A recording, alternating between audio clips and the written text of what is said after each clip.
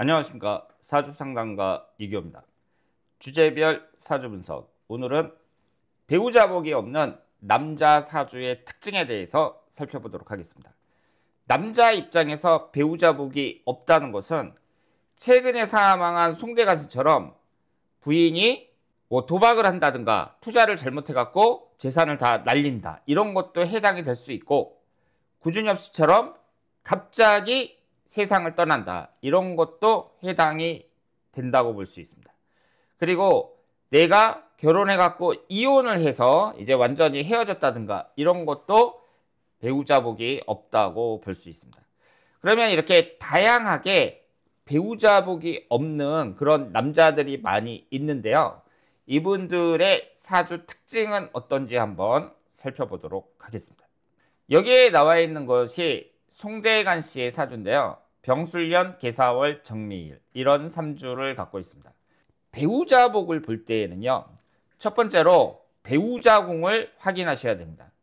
연월일시가 있을 때 일주가 있고 위에 있는 것이 아니라 밑에 있는 것, 이것이 바로 배우자 자리에 해당이 됩니다. 이 배우자 자리가 충이라든가 원진이라든가 삼형살이라든가 여러 가지로 좀 불안하게 자리 잡고 있을 때, 그때 배우자복이 없다, 이렇게 볼 수 있습니다. 그리고 두 번째로 재성운을 볼 수 있는데요. 재성운이라는 것은 남자에게 있어서 돈과 여자를 상징합니다.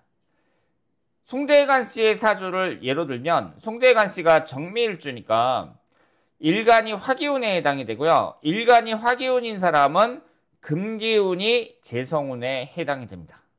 그러면 이 재성운이 없다, 그랬을 경우에는 여자복이 없다고 말씀을 드릴 수 있겠습니다. 그리고 세 번째로 관성운을 들 수 있는데요. 이 관성운이라는 것은 남자에게 있어서 자식운을 나타냅니다. 지금 배우자복을 논하는데 우리가 자식운까지 봐야 되는 이유는, 남자의 가정운이라는 것은 여자와 자식이 있어야 되죠.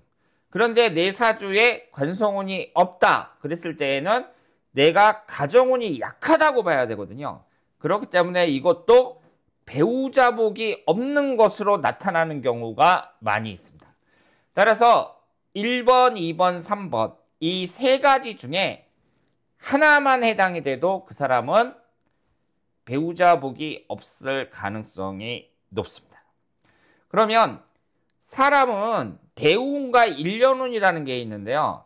이 시기에 따른 운에 있어서 유리한 운도 들어오고 불리한 운도 들어온단 말이에요.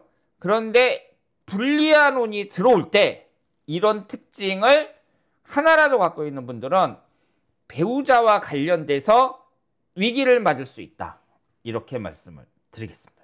여기에 보시면 송대관 씨와 구준엽 씨의 사주가 있는데요. 송대관 씨는 여러분들이 아시는 것처럼 이 부인 때문에 고생을 많이 했다, 이렇게 말씀을 드릴 수 있고, 그리고 구준엽 씨는 갑자기 사망을 했습니다. 그러면 송대관 씨의 경우에는 병술년, 개사월, 정미일 이렇게 되는데, 송대관 씨에게는 재성운, 즉 금기운이 재성운이거든요. 그런데 이분은 금기운이 없어요. 3주 안에 금기운이 없습니다. 그 얘기는 여자복이 없다고 봐야 되는데요. 송대관 씨가 결혼을 해서 지금까지는 잘 살아왔단 말이에요.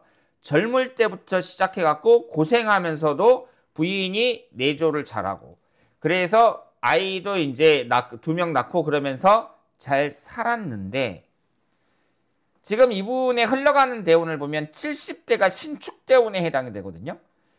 축토가 들어오면서 지지충이 되면서 또 축술 및 삼형살이 형성이 됩니다. 이 삼형살이라는 걸 사주에서는 아주 안 좋게 본단 말이에요.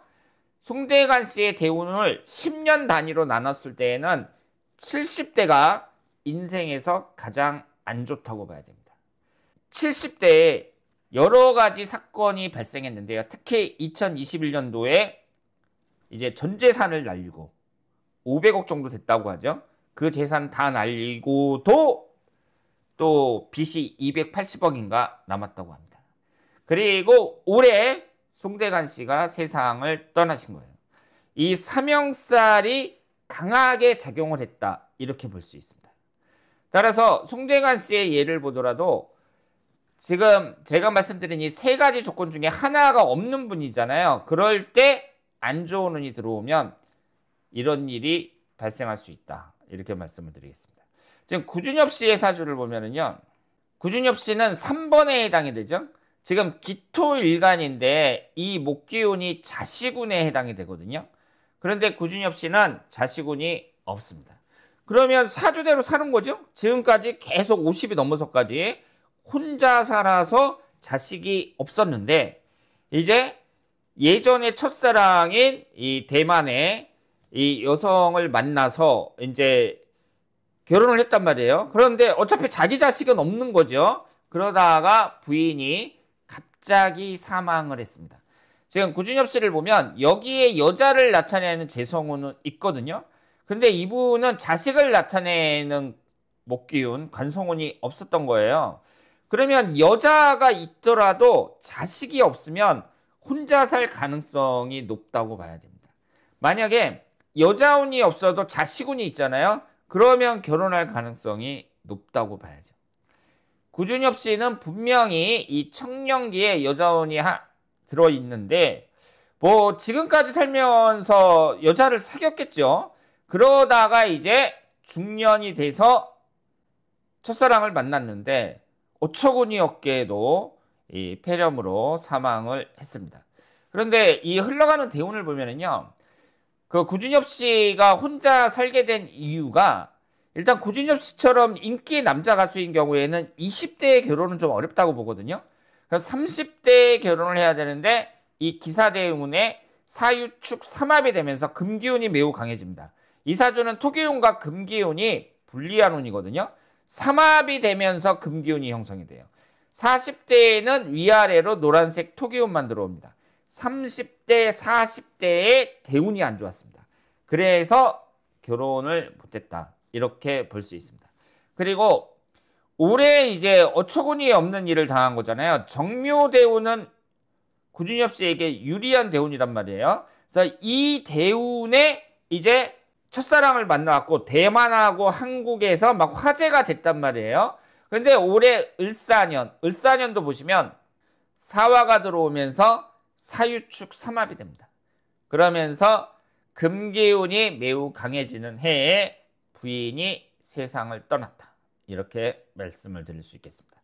결국 이 세 가지 조건 중에 하나라도 해당하는 사람이 흘러가는 대운이나 일년운이 불리하게 작용을 할 때 이런 일이 발생했다고 말씀을 드릴 수 있겠습니다. 그러면 이번에는 일반인의 사주를 한번 보도록 하겠습니다. 이분이 기유년 무진월 기미일 기사시 이런 사주를 갖고 있는데요. 젊을 때 결혼에 실패했다 그래요. 그래서 아들이 있는 50대 싱글남입니다.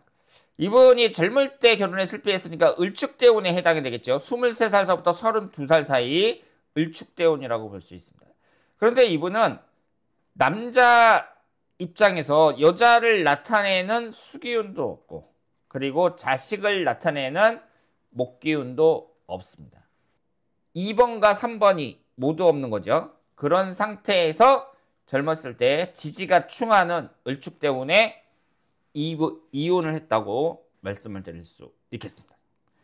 자, 오늘은 남자 입장에서 여자복이 없는 사주의 특징에 대해 살펴봤습니다. 대단히 감사합니다.